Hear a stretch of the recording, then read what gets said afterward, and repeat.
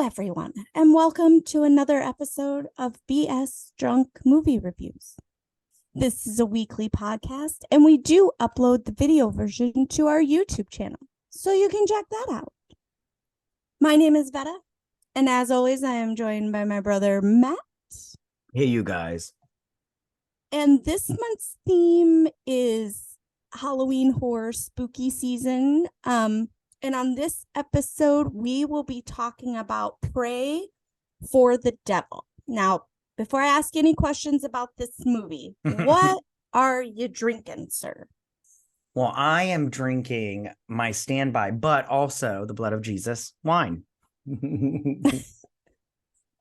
I thought it was appropriate. Nice. What are you drinking? I'm drinking a Red Devil. Nice. Yeah, it's got some vodka, peach snobs, Southern Comfort, gin, triple sec, orange juice, and cherry grenadine. So they just opened the liquor cabinet, poured everything in it, made it look pretty with the orange juice and the red grenadine, and said, "Here, drink this." Someone was like, "This is delicious." The next day, walk up and look like shit, and somebody was like, "Yeah, that's the Red Devil for you." I don't know. It's delicious. It's like candy. Right on. It sounds delicious. I would drink it. All right. So now that we got the important questions out of the way, had you seen this or heard of this before? Neither.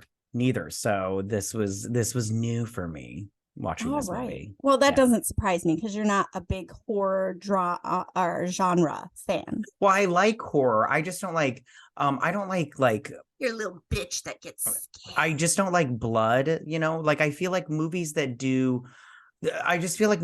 just basically torture porn. I'm just not into that. That's why I like Scream and stuff, because it's like there's killing and stuff and there is blood, but it's not like overwhelmingly gory. This one doesn't really have a ton of blood in it, so you should have been fine. No, I don't like possession movies. They freak the fuck out of me. I don't like possession movies at all. Like they are like on another level. Like I don't like blood and guts because I have a weak constitution. I'm like, ugh. But possession movies like freak me the fuck out. Like no joke. Like so they're legit. Like you're like, if you watch it, you're gonna be possessed. Oh no, I'm way stronger than that. I'm just saying, like, I believe in demons. So these fuckers and the devil. So these fuckers this shit is real. All right, so for those of you that don't know this movie, it's set in like one of the many multi-universes, or multiverses, whatever the fuck they're called these days. So in this version of the world, the Vatican runs a school where they train priests like Harry Potter. To do exorcists. And it's in Boston. They have one in Rome. That's the big one, the first one. But then they open one up in Boston, Massachusetts. The nuns are the nurses that take care of the patients. And then the priests are the ones that do the exorcists. And it's a full medical facility because the Vatican stance on possession is that all medical or psychological diseases or ailments must be ruled out before someone can be approved for an exorcism. Yes. So it focuses on Anne, a nun, who is a nurse there, but her mother was possessed when she was a child and ends up committing suicide to protect Anne. So then we pick up in the school. Like it starts out with like the craziness of her as a child and her mom being all nice one minute and then being psycho crazy the next. And brushing her hair very aggressively. Is that what we call that? Yes. that was like when she was brushing her hair, I was like, oh, I totally know, because when I brush my daughter's hair, she's like, oh, you're hurting, and starts crying. I'm all like, beauty is pain. Yeah. So what did you think of the beginning when it was all like, this is a school that treats and trains priests? And I got that this was, very I don't know, I thought it was kind of weird. I don't know. I just like, I'm all like, I'm like I said, it's like Harry Potter, but for the Bible and stuff. And I'm all like, that was just, they've got, it's all high tech and shit, but yet you've got like Amadeus Deus and shit. And I'm all like, but what's then going when on they here? get their little possession kit, it's got the Bible, holy water, and a cross in it. Yeah.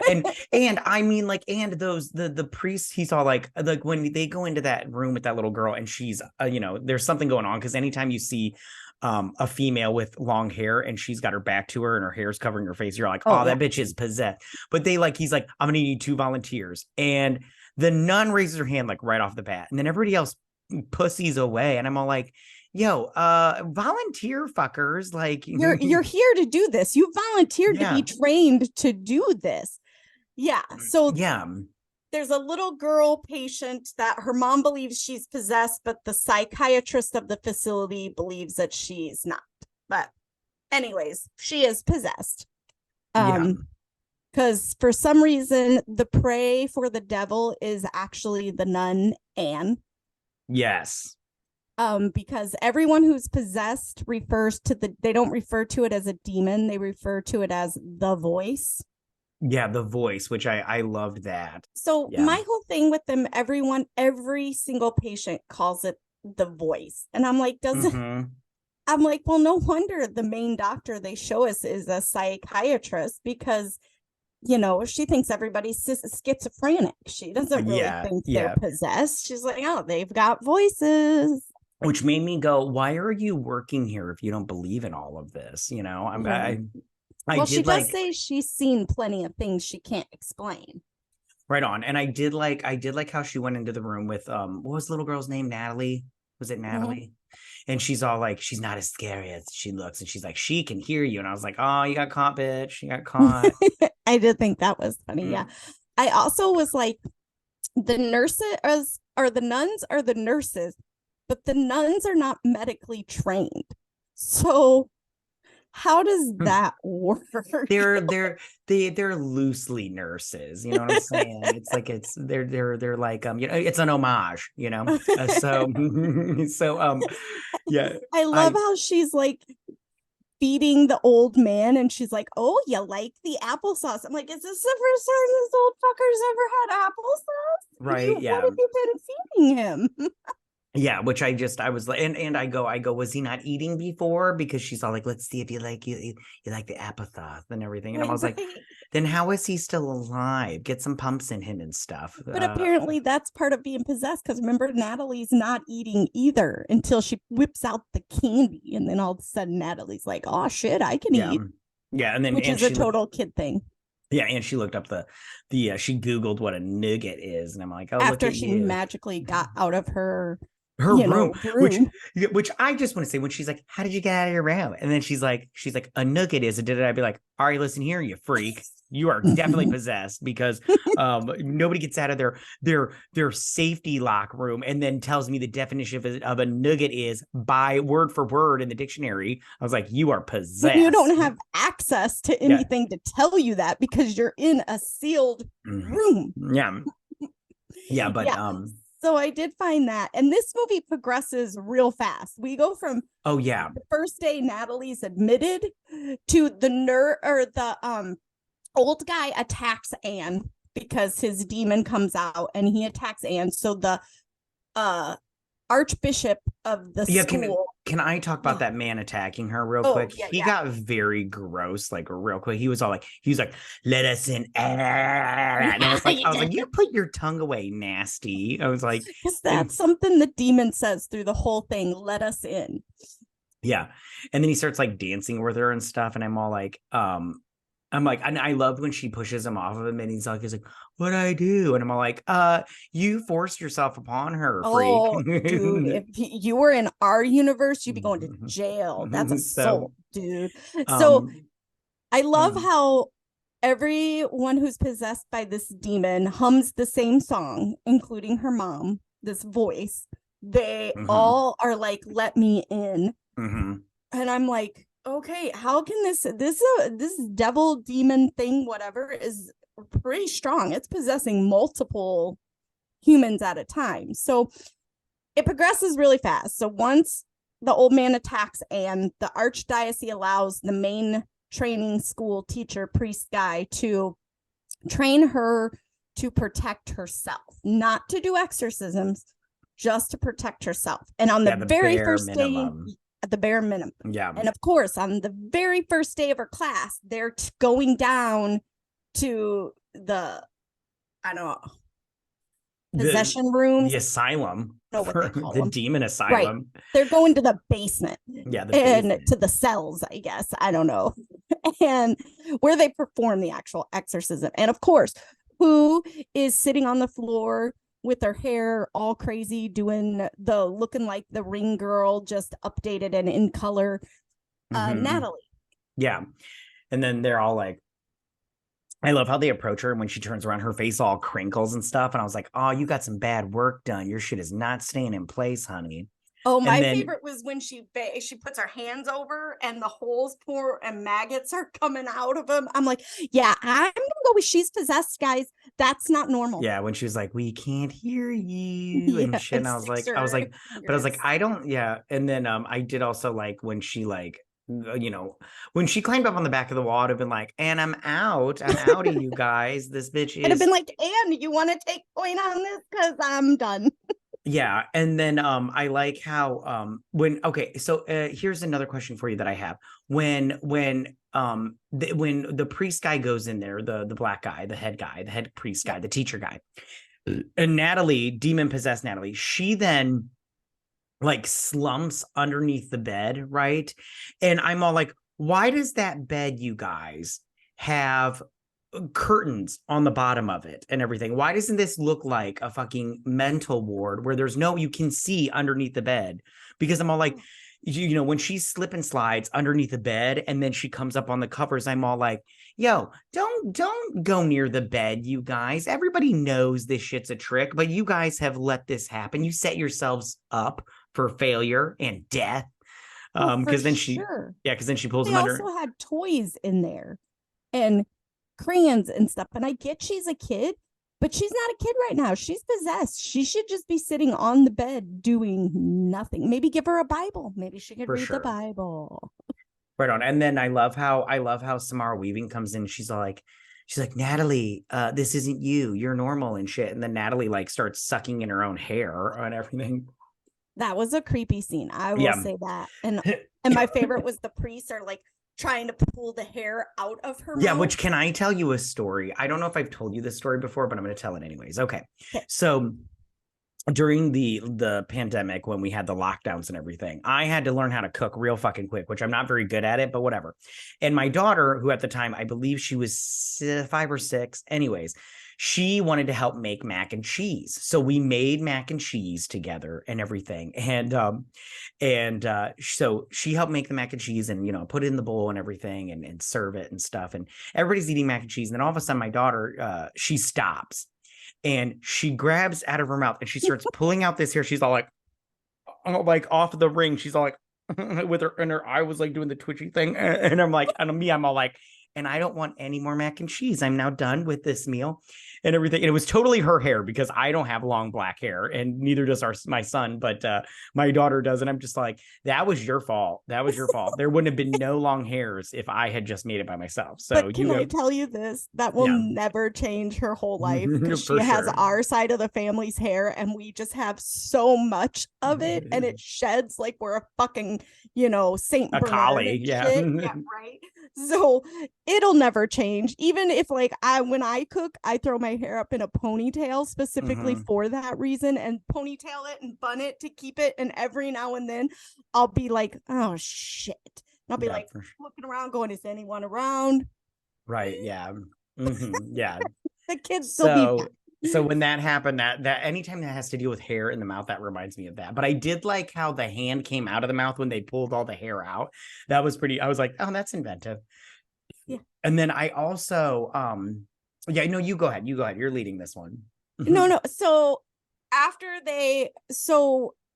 Anne, quote unquote, gets through to Natalie because she believes that you shouldn't just be fighting the demon, you should be treating the patient, because she thinks that some people invite the demon in because of the guilt of whatever trauma they've had in their life.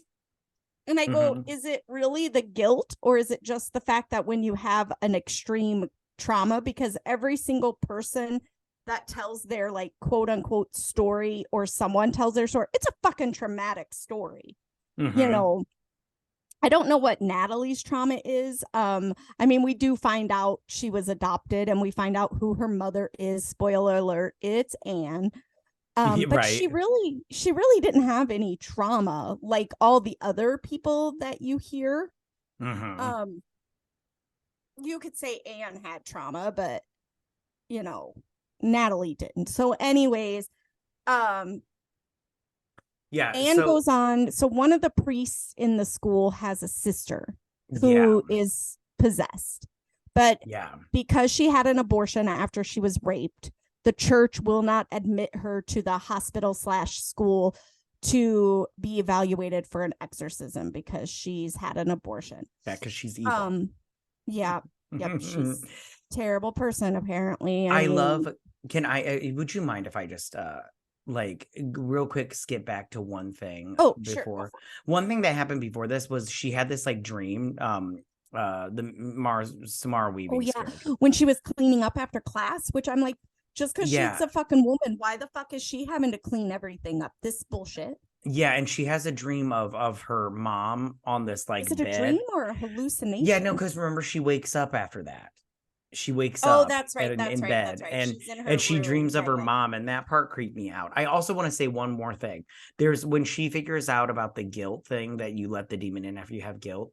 She's talking to she's watching this video of this woman, this like Russian woman who like fled her two sisters and they died while she got away. Because during World War II with the Nazis. Yeah, and she like takes off part of her face, and I was prosthetic. Like, I was like, ew. I was like, you're gross. That looked way too real. I know, right? That was way too good. I don't know if that was like a legit. I mean, if it was, kudos to whoever made that prosthetic. I think it was just CGI. Like they were just like, but it was like half her face.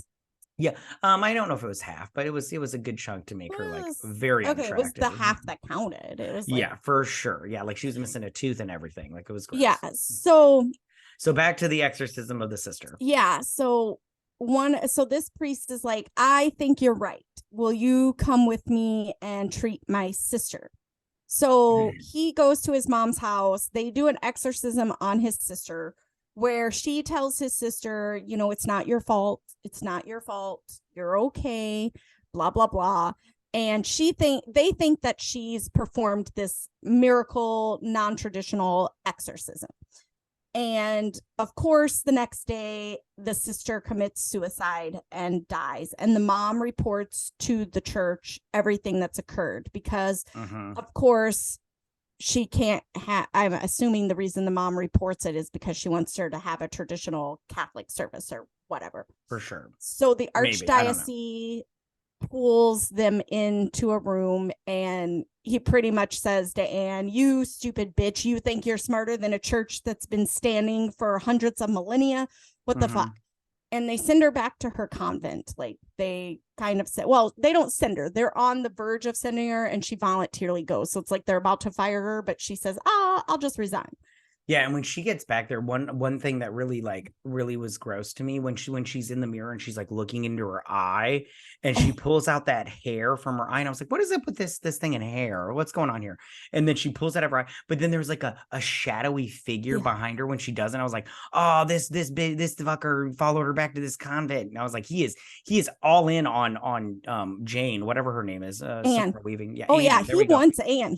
I go, what's so great about Anne? She's not that special. She's one of God's chosen soldiers. Is she though? That's what they say. I mean, I guess so. I was like, she doesn't seem all that special to me. When the Mother Superior and the teacher priest and the archdiocese. Can I just ask you a question? The whole time, every time that woman showed up, the Mother Superior, I just wanted her to go, celebrate great Jesus. Whoopi. Where's Whoopi? Hey, I'm Whoopi. We're going to sing now. Like I was just waiting for, I was like, where are those singing nuns? This isn't fun. Right. All right, go ahead. Sorry. She did look a lot like that. They all talk about that she should be trained because of her relationship, and the little head nun is all like, we all have a very special relationship with God. And he goes, I'm not talking about God. I'm talking about with the devil. So right. And whatever. Which was very Mary Shelley's baby. I was like, what does that mean? What does that mean? Right. What's going on? I was like, is he the one that is the devil? The one she is this Yeah, who's Rosemary's Natalie's father? baby? This is some shit Right. right here. Because she don't know. She got drunk at a party. She don't know. Yeah. So while she's back at her convent, and I don't remember the name of it, it's like the Sisters of something and something. Yeah. The priest that she tried to do the exorcism on his sister comes to visit her, and he brings her a rosary. She asks him where he got that, because that is the rosary she wrapped around her baby's hand the day she left to be well, guess what? It's Natalie, and Natalie has arrived back at the exorcism hospital / school. And in the process, now, did you like how the exorcism school / hospital had its own ambulance that came with medics and a priest? Yeah, I mean, I thought that was fun. You know? That was a new little twist. It wasn't just go to an ambulance for a normal hospital. This ambulance showed up with medics and a priest to help you on your journey. Well, he must not have been one of the good ones, though. No, because Natalie murdered them all. Yeah, she did. And then I love how they're just like, there's no hope for this bitch, and they move her down to the basement of death, because we weren't in the basement. We were in the basement. We're in the catacombs now. Yeah. It's like, do you want to go to the basement, or do you want to go to the basement? I want to go to the basement, the first one, the boring one. I want to go to the basement, not the basement. So no, I don't need to go with the one with the baptismal well. The baptism of death. That's what it is. It's the baptism of death. I was like, when they went down there, I don't know about you, but when they went down to that little catacombs, I was all like, this is not a fun place. I'm not getting fun at all down here. I would like to leave this movie, please. Thank you. I'm gonna skip back. So in the beginning, the God created the man psychiatrist is talking about the school being built on the former site of a church or whatever, and it has a baptismal well with holy water in it or whatever, but it's where the Catholic Church would take heretics and drowned them. They said women. They said something about women there. I was like, oh, they killed a lot of women, probably for no reason. They probably they just made oatmeal wrong, and they're all like, oh, that's the devil. They made the oatmeal wrong. They put cinnamon and apples in it. What a devil seeker. You're like, that's probably what it was. And she's like, heretics, and I'm like, oh, that's the Catholic Church way of saying, whores, right? Lutherans, right? Yeah. Baptists. Yeah, she looked at that priest with Satan eyes, so she's got to be killed. That priest had impure thoughts about her. It's her fault. She's a demon, drowned her in the baptismal well. And I love how they called it that. The baptismal well. And I'm gonna skip a little bit, but if you want to stop me. Yeah. No, so that's when Natalie, they go forward to visit Natalie, she's in that area she's no longer in like the room she was in before. She's like in a 1700 medieval cell, like with the bars and everything and the chains and stuff. I did so she goes full blown like crazy on them. Full blown demon possession. She's killing everybody. Oh yeah, and I love how there's like 40 priests there. There's not 40 priests, it's like 5, but I love how she just takes them out like with just like 2 of them were old as shit. I'm all like, well, she's gonna have she just throws them up against the wall, and I'm like, well, you're down for the count, but I'd be down for the count too. And then the one priest, the one young white one, she like takes him off into the shadows, and he's like, and everything, and I'm all like, well, why do you do that with the rest of them, honey? It doesn't look like you're weak or nothing. You've got demon powers and shit. Which, by the way, she looked very gross and stuff. My whole thing is the minute she was able to sit there in the cell staring, she was like sitting there just staring off at the ground, and she was able to kill the first old guy. Like the minute that happened, I'd be like, oh shit, she let us put her in there. She doesn't have to stay in there or anything. We should go. Right. Yes. And then, so then fast forward just a little bit more. So she's confronted by, demon Natalie, and Natalie's all like, oh, you let me go, mommy, and shit. And so Samara Weaving, Blondie, whatever her name is. I'm just gonna call her Blondie. Fuck off. So she's all like, you just let me in, mommy, and shit. And she's all like, okay, fine, I'll let you in. I'll save my daughter and stuff. And so she lets the devil in.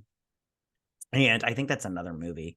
And when can I just say, like, when people are doing the demon possession thing and they just go full blown, like, where they're all like going back like a baby that you're holding in your hands and you're about to drop and it just does that thing and you're just like, don't do that. Anyways, every time somebody did that in this movie, I was like, oh, you fucked up your back forever. Just so you know, this is bad. I'm old. I have a bad back, but you just fucked up your back at 10. Just so you know, you are. Can I just say too, we're about ready to learn that Natalie is the worst hide and seek player ever. Oh, right. Yeah.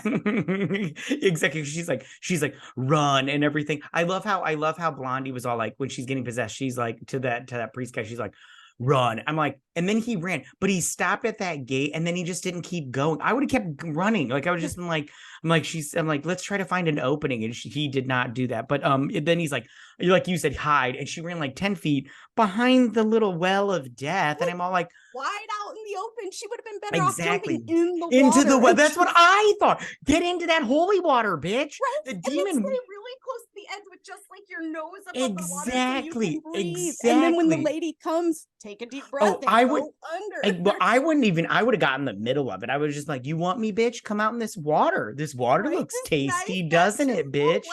Yeah, exactly. Exactly. So yeah, she ends up I don't remember how she ends up diving into in the well. Oh, because he talks to her. Somebody talks to her, and it's like she crosses herself, and then and she falls back. Okay, yeah, that part I was all like, when she's all like, and then she's in the well, and I'm sorry, but how deep is this fucking well? It was like she dived into it, and she was in a lake. Like it was like there was Middle Earth on that. Exactly. It was like the Narnia closet, but for wells. Like I was just like, it's like you dive into this well and you end up in the ocean. It was crazy how deep this fucker was. And so it reaches all the way to the Rome school. Like she goes in there and pops out in Rome, right. With a whole line of Rome priests standing Exactly. But she's and then she's all cured and shit. And I was like, that's all it took. Honey, why don't y'all just drive in this bathtub? Jump in there right from the game? Why aren't we putting everybody in there? Exactly. Which makes me go, she was demon possessed, went into this well, came out all fine and dandy. Those other bitches were not demon possessed because they just died. They were and then he was like, I was just like the Salem witch trials. Yeah, it's like for the possessed women. Yeah, exactly. It's like you guys should have double checked this shit, because this bitch was possessed and now she's obviously not. Those other bitches were probably just fine, And why are we doing exorcism? Why aren't we just baptizing everyone in the giant well if they're possessed? Just take them down there, give them a bath. If they come out cured, it was a possession. If they come out still sick, send them to a hospital. Right on. And then I loved how like the end. Okay, can we talk about the ending? So the ending is where the Vatican recognizes that she's something special, and they give her like a special internship or something where she gets to go and she gets to go study exorcism in Rome, which is where, if you're in Rome at that place, you're considered terminal. Yeah. So you're really there just to get be given like your last rites, and you don't want to go to Rome. Yeah, you don't want to go to Rome. Yeah, you don't want to go to Rome. You ain't coming back. So they put her, so she's like, and teacher priest tells her she's not the first female exorcism, and he names somebody, and she's like, oh, the first one in 500 years. I'll take it. And she gets in a cab. And as she's driving to the airport in her cab, there are all these possessed people, like 4 possessed people she sees in the cab ride, including the cab driver. Yeah. So what did you think of that? First off, I thought it was a weird ending, because I'm all like, if I just didn't understand like why Samara Weaving was Blondie was just so great, because I'm all like, let's just pretend you possess Blondie. What is that, like a notch on your belt, demon slayer or whatnot? I'm so confused by this. They don't really explain it, in my opinion. And like the whole time I'm just all like, by this point I'm all like, oh, just possess this bitch. I've had enough. I was like, we don't know who her father is either. I'm telling you, it's a Mary Shelley's baby situation. Her mom, she was fucked by the devil, or somebody was fucked by the devil in my opinion. Maybe because her mom, like Jesus's her mom looked a lot like Mia Farrow, in my opinion. That is true. That's like true. I'm just saying. So I'm just saying we've got a Mary Shelley's baby. We are missing a very big part of the backstory here. Are we though? But did you think they set you up for a sequel? I mean, in all honesty, I hope not, because I didn't care for this movie very much. But you didn't. I liked it. I personally was just like, no, I don't think it's set up for a sequel, because it's one of those things where it's just like they did that shit on purpose, and I'm all like, well, then what happened to her at the end? She didn't. She's dead. She's surrounded. They just flat out killed her. Maybe, or they possessed her. Either way, she's dead. She's terminal in this point. Because I'm sorry, you possess me once, shame on me. Possess me twice, I'm dead.